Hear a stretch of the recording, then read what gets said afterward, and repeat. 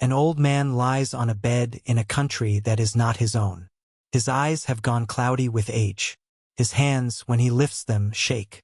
And yet he has just enough strength left for one more act, because there is something he has to say before he dies, and once he says it, nothing about his family will ever be the same. His name is Jacob. You may know him by his other name, Israel. He calls for his sons, all 12 of them. They come and stand around his bed in a house in Egypt, 1,000 miles from the land God promised their grandfather Abraham, and Jacob looks at each one of them in turn and he begins to speak. What he says next will outlive every person standing in that room. Here and Apos. What most people miss about this moment. We tend to picture Jacob and Apos' blessing like a father handing out trophies. Best son gets the biggest prize. That is not what happens. What happens is stranger and far more honest. Jacob looks at his oldest son first, and instead of handing him the future, he takes it away. He looks at the next 2 sons, brothers bound together by blood and by violence, and instead of blessing them, he curses them. And buried in the middle of this strange, uncomfortable ceremony, Jacob says something about the brother who will end up ruling over all the others, and it is not the brother you would expect. It is not the oldest. It is not the strongest. It is not even, by every measure that mattered to that family, the most deserving. We are not going to tell you who that is yet. Hold that thought. You will need it later. This is not a story about the strongest brother. This is not a story about the favorite son. This is not a story about the firstborn winning what was owed to him. This is a story about 12 broken men. 12 sons with 12 different failures and 12 different futures, and the single promise that outlived every one of them. You know these names even if you have never heard their stories. Reuben, Simeon, Levi, Judah, Dan, Naphtali, Gad, Asher, Issachar, Zebulun, Joseph, Benjamin, 12 sons of one man, 12 tribes of one nation. And by the end of this video you will know exactly who they were, what each one did, where their descendants went after history seemed to swallow them whole, and why, 4,000 years later, this dying man and Apos' last words still shape the way millions of people read the Bible today. Here and Apos' what most people miss about Judah. Of all 12 brothers, he might be the one with the most blood on his hands and the least excuse for it. It was Judah and Apos' idea to sell Joseph into slavery in the first place. Not Reuben and Apos'. Reuben actually tried to stop it. It was Judah who looked at his own brother, thrown into a pit, terrified, begging and said, "Let and Apos' not kill him, let and Apos' sell him. Let and Apos' make money off our own blood instead of murdering him outright." That was Judah and Apos' mercy. Selling his brother instead of killing him. And it gets worse before it gets better. Years later, Judah and Apos' own daughter-in-law, a woman named Tamar, was wronged by him directly, denied the protection she was owed under their family and Apos' customs, left without a husband and without an heir, treated as disposable. When she finally confronted him, disguised, and forced him to face what he and Apos' done, Judah did something almost none of his brothers ever did in this entire family saga. He admitted it, out loud, in front of witnesses, and quote, "She is more righteous than I," and quote, he said. No excuses. No spin. Pay attention to this because it matters more than it sounds like it should. In a family full of men who buried their failures, Reuben and Apos' silence, Simeon and Levi and Apos' unrepented violence, Judah is the one who breaks the pattern. He looks at his own sin and names it. And that is exactly the brother Jacob chooses. End quote. Judah, your brothers will praise you. End quote. Jacob says. End quote. Your hand will be on the neck of your enemies. Your father and Apos' sons will bow down to you. End quote. Then comes the line that will echo through the next 2,000 years of history. End quote. The scepter will not depart from Judah, nor the ruler and Apos' staff from between his feet, until he to whom it belongs shall come, and the obedience of the nations shall be his. End quote. Remember that riddle from the beginning. The one about the brother who would rule, who was and Apos'. The oldest was and Apos'. The strongest was and Apos'. The obvious favorite. This is him. Judah. the brother who sold his own family member for silver and then, decades later, found the courage to call himself a liar to his own face. We are not done with Judah. Hold that thought, because this promise about a coming ruler is going to detonate later in ways you will not see coming. For now, there is hope buried in this family too, and it belongs to the son everyone in that room loved best and resented most. Joseph was Jacob and Apos' favorite, and his brothers knew it, and the favoritism nearly got him killed. Sold into slavery by his own family, dragged into Egypt, falsely accused, thrown into prison for years for a crime he didn't in Apos' commit, and somehow, against every reasonable expectation, he rose to become the second most powerful man in the most powerful nation on earth. When famine hit the entire region, it was Joseph, the brother they tried to erase, who saved his own family from starvation. You can imagine what that reunion must have felt like. The brothers who sold him standing in front of him, begging for grain, having no idea the powerful Egyptian official in front of them was the boy they threw in a pit decades earlier. Joseph forgave them, and Jacob, near the end of his life, gave Joseph something extraordinary in return. Not one inheritance, but two. He formally adopted Joseph and Apos' two sons, Ephraim and Manasseh, as his own, meaning Joseph and Apos' family would not become one tribe among 12, but two, a double portion. The reward for the brother who suffered the most and forgave the most. That and Apos' when you study the 12 tribes of Israel, you will sometimes find that there is no tribe actually named in quote, Joseph and quote. Instead, there and Apos' Ephraim and there and Apos' Manasseh, two nations growing out of one man and Apos' pain and one man and Apos' mercy. Now watch what happens to the rest of the brothers, because their stories move fast, but each one leaves a mark that lasts for centuries. Dan, the fifth son, gets a name that means in quote, judge in quote, in Hebrew, and true to that name, the most famous judge in all of Israel and Apos' history, a man named Samson, will come from this tribe generations later. Naphtali is told he will be like a deer running free, a tribe known for speed and beauty in the hills of Galilee, the same region where, centuries later, a different kind of light will appear, a region the prophet Isaiah will describe in a passage read every single Christmas season. Gad and Asher, sons of a different mother entirely, settle into quieter corners of the land. Gad east of the Jordan River, exposed and vulnerable. Asher along fertile coastal ground promised rich food and abundant oil. Issachar and Zebulun, the last two sons of Jacob and Apos' first wife, get land near the Sea of Galilee.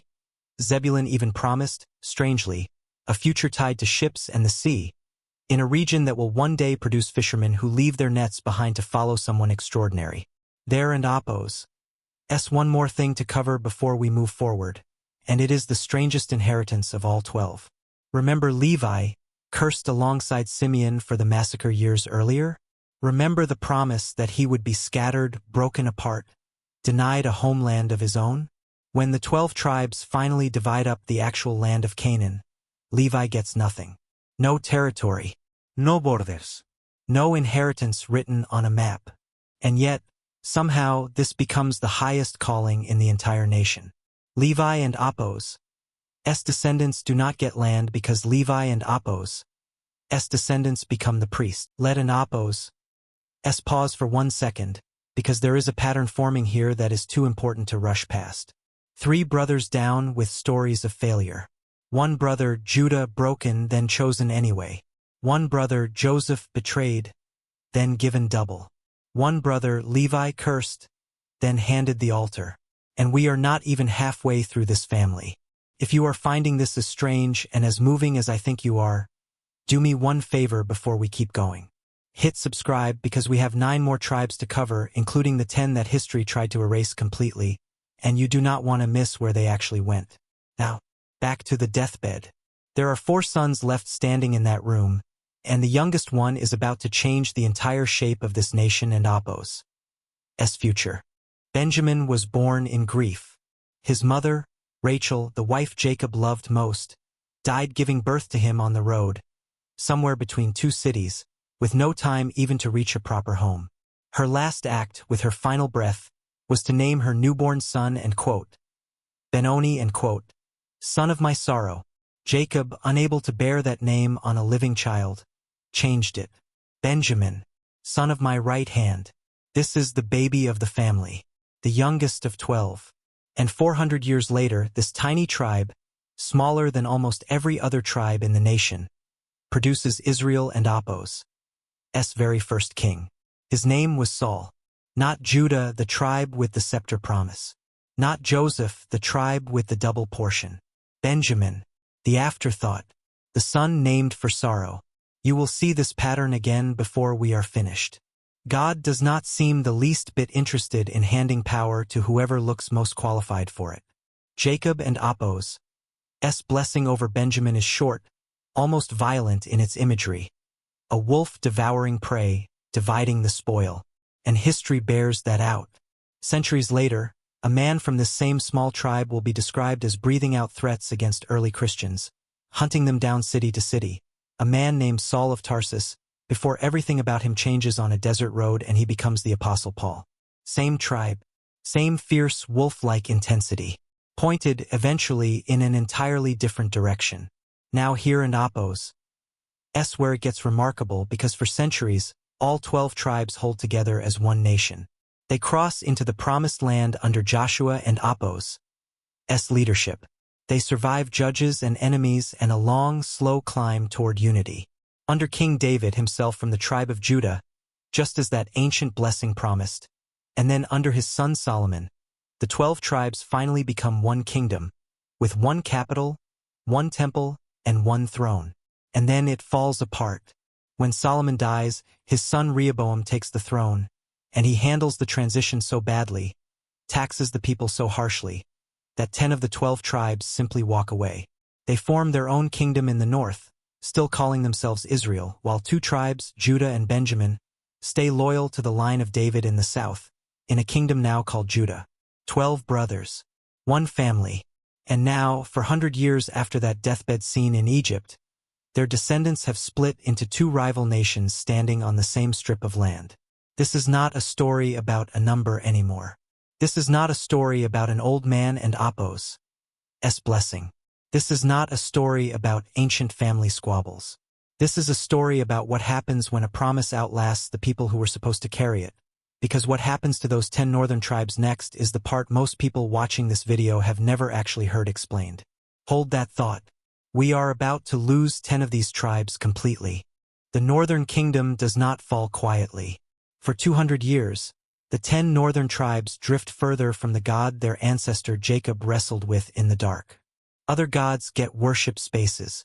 Other kings, none of them from David and Apos' line, seize the throne through assassination after assassination. And to the east, an empire is rising that will not tolerate disloyalty from anyone. Assyria.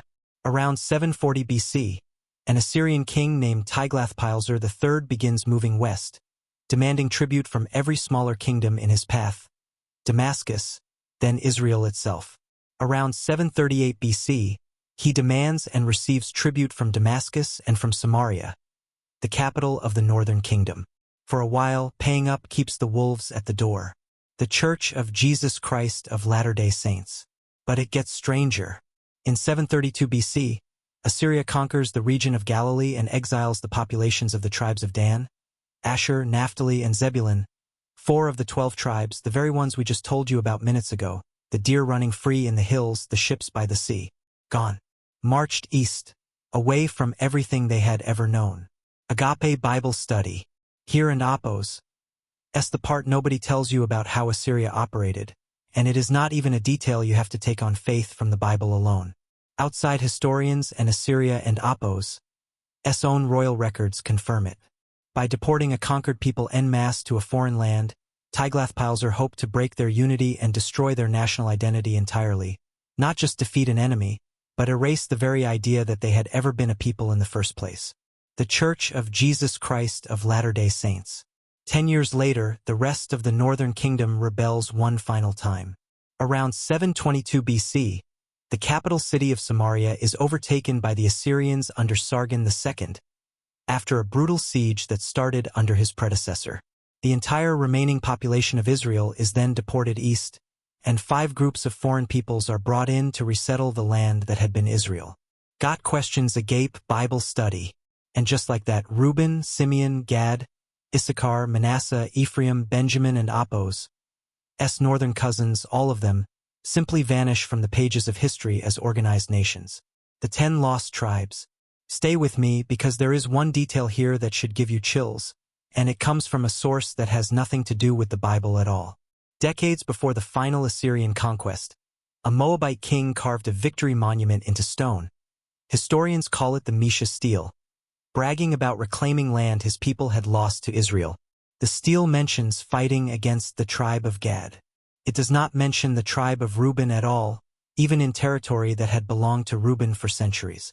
The most likely explanation, according to historians who study this period, is bleak and simple. By that point, Reuben and Apos' tribe was already too weak, too scattered, too forgotten to even be worth fighting. The very firstborn son who lost his birthright on a deathbed in Egypt loses his place in actual history too, quietly, without even an enemy bothering to mention his name. Wikipedia. This is not a story about a number. This is not a story about a deportation list. This is not a story about an empire that won a war. This is a story about a promise made to 12 brothers, 10 of whom disappeared so completely that for 2,000 years afterward, people have searched mountains and oceans and continents looking for some trace of where they went. But 2 tribes did not disappear. Judah and Benjamin survived in the south for another 130 years before Babylon eventually conquered them too. And unlike the 10 northern tribes, Judah and Apos' people returned. They rebuilt. They kept their genealogies. They kept their identity. They kept, against every historical probability, the line of David. Remember the riddle. The brother who would rule, who was not the oldest, who was not the strongest, who was not the obvious favorite. Remember Jacob and Apos' words over Judah, and quote, "The scepter will not depart from Judah, nor the ruler and Apos' staff from between his feet, until he to whom it belongs shall come, and the obedience of the nations shall be his," and quote. In the Hebrew, that word for ruler and Apos' staff is shivet, the same word used for a king and Apos' authority, the symbol carried by someone with the right to command an entire nation. Jacob is not simply saying Judah and Apos' tribe will produce good kings. He is saying authority itself will rest in this line until someone arrives to whom it rightfully belongs. Centuries later, after Judah and Apos' exile and return, after 400 more years of waiting, after the 10 northern tribes had been gone so long that most of the ancient world assumed Israel itself was finished, a child was born into the line of David, into the tribe of Judah, in a town called Bethlehem. And the early church, reading this same blessing in the book of Revelation, would call him by a title lifted directly from Jacob and Apos' deathbed words, the Lion of the tribe of Judah. This is where the riddle finally closes. 10 tribes were scattered into history so thoroughly that empires forgot they existed. One tribe, cursed with no land of its own, became a priesthood that outlasted every army that came against it. And one tribe, carrying a promise spoken over a man who once sold his own brother for silver, carried that promise all the way to Bethlehem. Not the oldest brother, not the strongest, not the favorite, the one who learned, decades after his worst sin, what it actually meant to bow. So here is what this family actually leaves behind. First, the simple truth. 12 brothers became 12 nations, and not one of those nations turned out the way you would have predicted standing in that room in Egypt. The firstborn lost everything. The violent lost their land. The cursed got the altar. The youngest got a throne. And the brother who sold his own family for silver got a promise that outlived every empire that ever tried to erase his descendants. Second, what that means for you watching this right now. Nothing about your worst chapter disqualifies you from the part of your story that has not been written yet. Judah did not earn that promise by being good. He earned a second chance by being honest about how badly he had failed, and that, more than birth order, more than strength, more than anyone in Apos' favorite, is the thing Jacob and Apos' blessing actually rewards. And third, the part one think you came here for, even if you did not know it yet. 10 tribes vanished so completely that, for 2,000 years, people have searched the entire world trying to find some trace of where they went. And the answer the Bible gives is not a triumphant one. They were not protected. They were not spared. They disappeared, the way nations disappear when a promise is forgotten. But 2 tribes held on. Not because they were stronger. Not because they deserved it more. They held on because the promise spoken over Judah on a deathbed in Egypt was never really about Judah and Apos' worthiness at all. It was about someone still to come. Someone the scattered, broken, imperfect line of this family was simply asked to carry until he arrived. Which one of these 12 tribes did you not know the story of before today? Tell me below, I read every single one. 12 brothers stood around a dying man and Apos' bed in a country that was not their own. 10 of them would vanish from history. 1 would become a priesthood with no home of its own. And 1 would carry a promise all the way to Bethlehem. Same father.